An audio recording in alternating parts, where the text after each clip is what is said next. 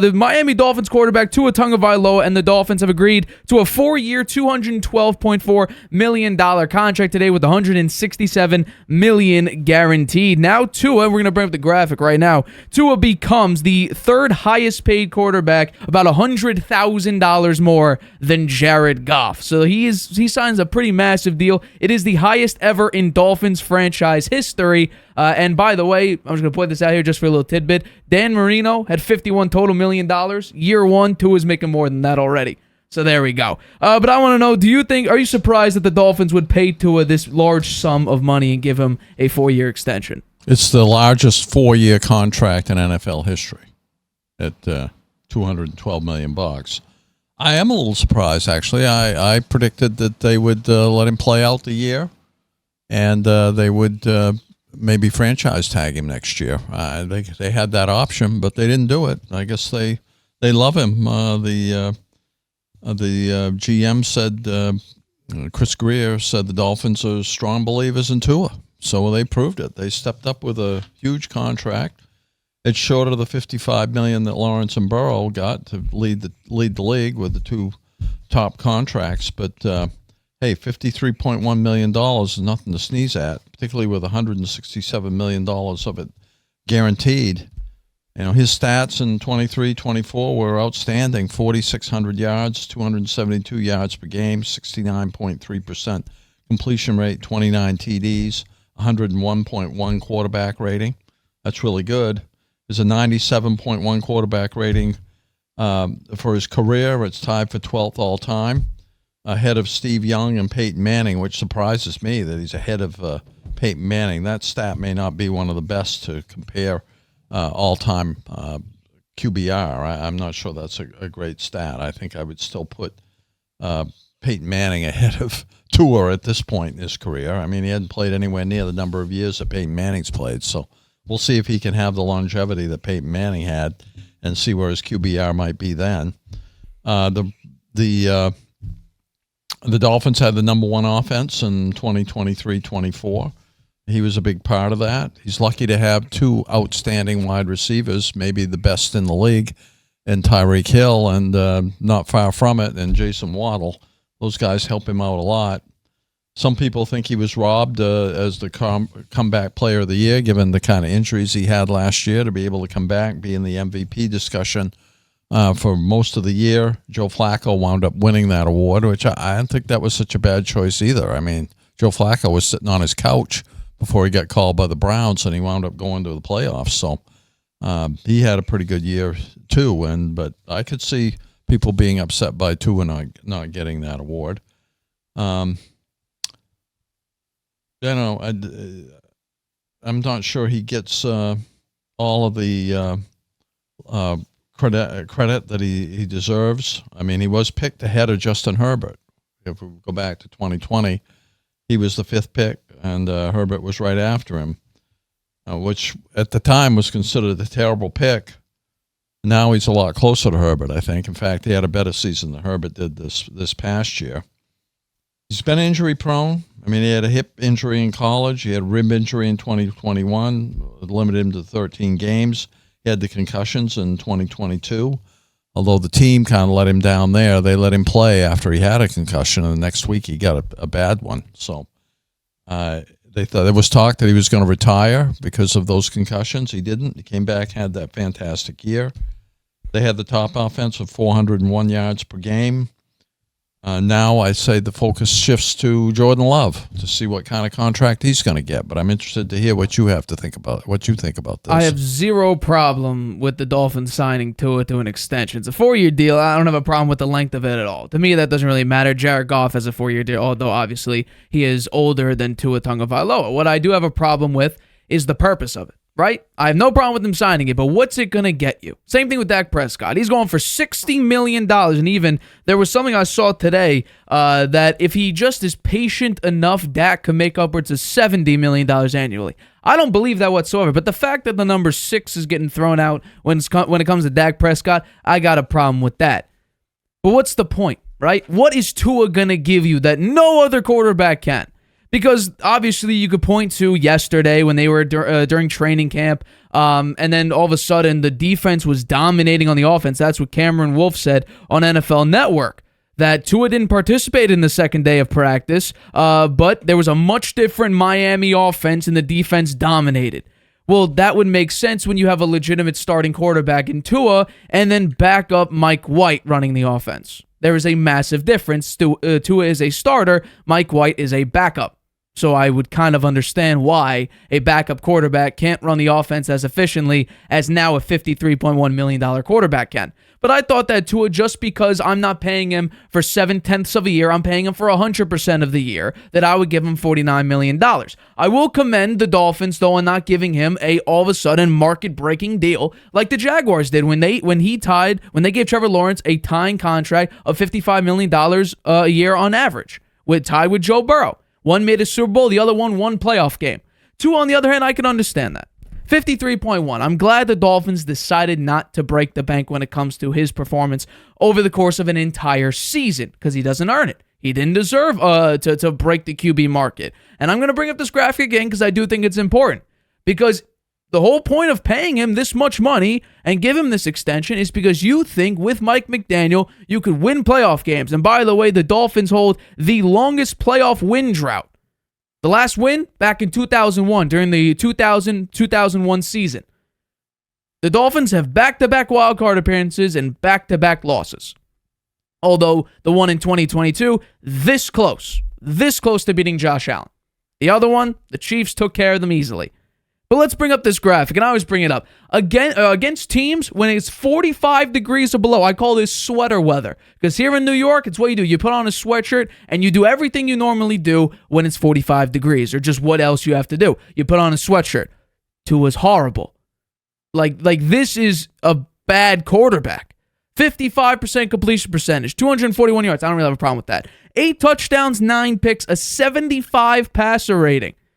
That's not $53 million. But I'll give him credit.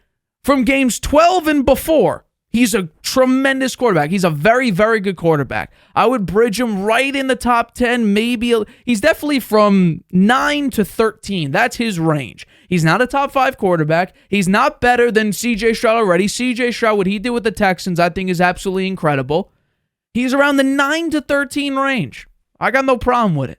But I'm not paying him for 70% of a season. I want to pay him for 100% of the season. And add on top of that, Tyreek Hill needs an extension. You need to upgrade your offensive line, which currently is ranked 25th. Your defensive line took a massive hit losing Christian Wilkins. I think that could be a problem in the future if you're trying to build around Tua, and all of a sudden these guys become very, very expensive. Also, OBJ, the guy you signed to be a wide receiver 3, he's on the PUP list right now. Not a great start to a potential future with OBJ as a Miami Dolphin. But I do think eventually over the course of time, and it may be this year, it may be next year, but I do think within Tua's contract, they will win a singular playoff game. Because I do think there will be a gimme. The only problem is, though, Tua has not been able to beat Josh Allen enough to surpass the Buffalo Bills in the AFC East. So they will never get a home playoff game. Which means you'll never be playing in 65 to 75 degree weather, which Tua excels at. You'll always be playing in a Kansas City, in a Cincinnati, in a Buffalo. And those types of temperatures, Tua becomes a fish out of water, a frozen block, a glacier. Just bad performance. Because it's Miami. You want to play in 75 degree weather. When you go up into the 20s, 30s, and 40s, Tua freezes up. So that's the only problem I have with it. He's a great quarterback from games 12 and before. But 13 and on, he's not that good of a quarterback. He has an 8-9 career record. And by the way, in that time frame, it's the only other time frame he has double-digit interceptions. Games 1 to 4, he has 7. 5 to 8, he has 8. 9 to 12, he has 6. Games 13 and on, he's 8-9 and has 16 interceptions and 19 touchdowns. Nearly a 1-to-1 when it matters the most. And we talk about this. How about late last year? He finished off last year 1-5. 1-5. Against eventual postseason teams. The only win that they got was on a field goal, a 29-yard field goal against the Dallas Cowboys on Christmas Eve. Oh, those are interesting stats. I would say it might not always be the cold. It could be that you're playing at the last 4 or 5 games of the season. Everybody's stepping up their game because they want to make the playoffs. It depends. If you're playing playoff hopefuls, sure. Yeah. But against the Buffalo Generally, Bills, they're going to. I mean, they can generally play the Bills in the last 5 games of the but season. if the Bills already clinched their spot, the only reason why the Bills never let up was because they were trying to actually beat the Dolphins out to win the AFC. I mean, the they played had the Dolphins. Right there. They played the Dolphins at the Dolphins in the game that they won at the end of the season last year. That meant the most to the Dolphins, really. Yes, because it meant a ton to both teams. Bills. It meant a ton to both teams. The winner won the division. Made a big difference in where they wound up playing, and for the Dolphins, it was a disaster. They wound up having to go to Kansas City. The weather was miserable, and the Dolphins played miserably. Absolutely. And by the way, yes, the only reason why the Bills never let up was because those games late in the season, they were trying to come back and beat the Dolphins out for the AFC East crown. The Dolphins threw it away. In their last, let's go. If we're including the playoffs, the last 6 games, they went 2-4 with losses against the Titans, Ravens, Bills, and obviously the Chiefs. How'd they manage to lose to the Titans, huh? That's hard Will Levis. And by the way, I think Tyreek Hill was out that game, which then sparked even more controversy of, well, is it Tyreek Hill or is it Tua? Which I think is a big question because I don't think Tyreek Hill already tried to break the bank, and that got him traded away from Kansas City. The Dolphins got him for, I think, 5 first-round picks, something like that. I think the Chiefs won that. And in the moment, obviously, people are going to say, no, there's no way. I think in retrospect, I do think the Chiefs were able to win that trade. When it comes to the Dolphins, Tua's going to need him. Tua's big leap into dominance, I would say, is when they drafted Jaylen Waddle, when they got Tyreek Hill. And not only that, let's throw this out here. Brian Flores didn't want him. Kept wanting to put in Ryan Fitzpatrick. GM didn't want him. Tampered with Tom Brady. So I think that there's not a lot of love for Tua, but because, especially if this draft class had a Caleb Williams, if this draft class had a Drake May or any one of the top college quarterbacks, Michael Penix, Bonix, whoever you want to throw out there, this upcoming draft class doesn't really have it. So there's not a replacement you could throw out there where it's like, okay, yeah, we can get that guy in the draft and just let Tua do whatever he wants to do. We'll trade him away, get a first-round pick for him, and we're going to be able to draft our next franchise quarterback. There's not really any of that in this draft. If there was a Caleb Williams out there, I'm sure they would try to trade Tua. If there was a Drake May that they fell in love with, I'm sure trading Tua would be on the board because he gives you 70% really good and then the 30% when it matters the most, and that's a big knock on Lamar. Lamar wasn't available for a large part of December and especially January, which means that if you do make the playoffs, because Lamar will be spectacular through large parts early in the season, that you may make the playoffs, he might not be there, which was already the case against the Cincinnati Bengals, was it 2 years ago at this point? Well, I don't think the Dolphins are going to the Super Bowl this year. No, I don't either. They're the number 12 power ranked team, and that number 12 ain't going to get there. Well, currently in their roster, this is how the breakdown goes. Tua is ranked as the 11th quarterback. They have the 25th offensive line, 4th best receiver group, 3rd best running back group, 25th best front seven, 3rd best secondary, and 7th best head coach. I don't disagree with any of that. Their offensive line needs a lot of work. As Patriots fans, we all know Isaiah Wynn. He's dealing with an injury. Terran Armstead, when healthy, is one of the best left tackles in the game. Overall, their offensive line is not that great. Health is a massive issue with them. Tua's health could be a massive issue, although his jiu-jitsu, learning how to fall, again, you're probably not going to get hurt when you're expecting to get hit. It's the unexpected hits that are really costly. Well, they minimized those last year for him. Because he got the ball out, I think, the quickest in the NFL. Yeah.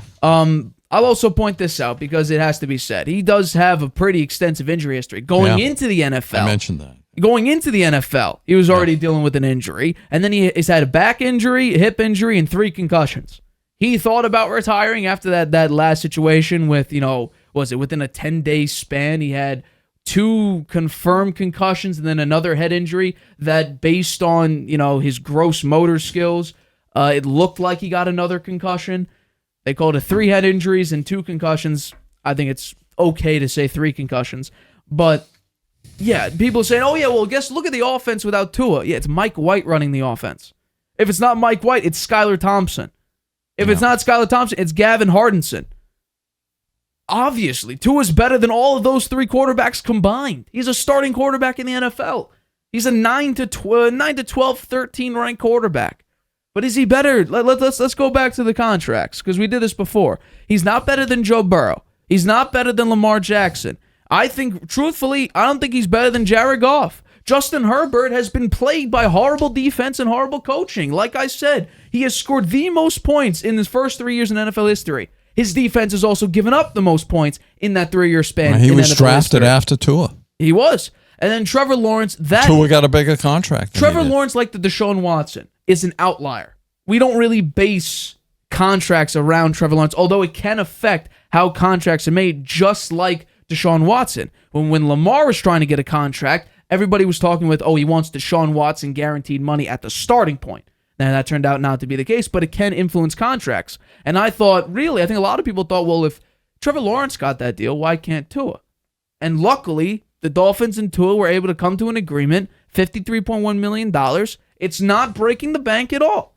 It can cause some conflict down the line when you try to build up a better offensive line, a better defensive line, try to re-sign Tyreek Hill, try to give maybe Jaylen Waddle another extension, or whatever the case may be. You cannot get insane amounts of talent like the Eagles can, like the 49ers can, like any one of these top-tier teams that are trying to get all these top-tier players and extend them if you're paying your quarterback that much. Yeah. Well, after tax, it may wind up being the best contract there amongst all of them because he's in Florida and there's no state sales tax or no state income tax.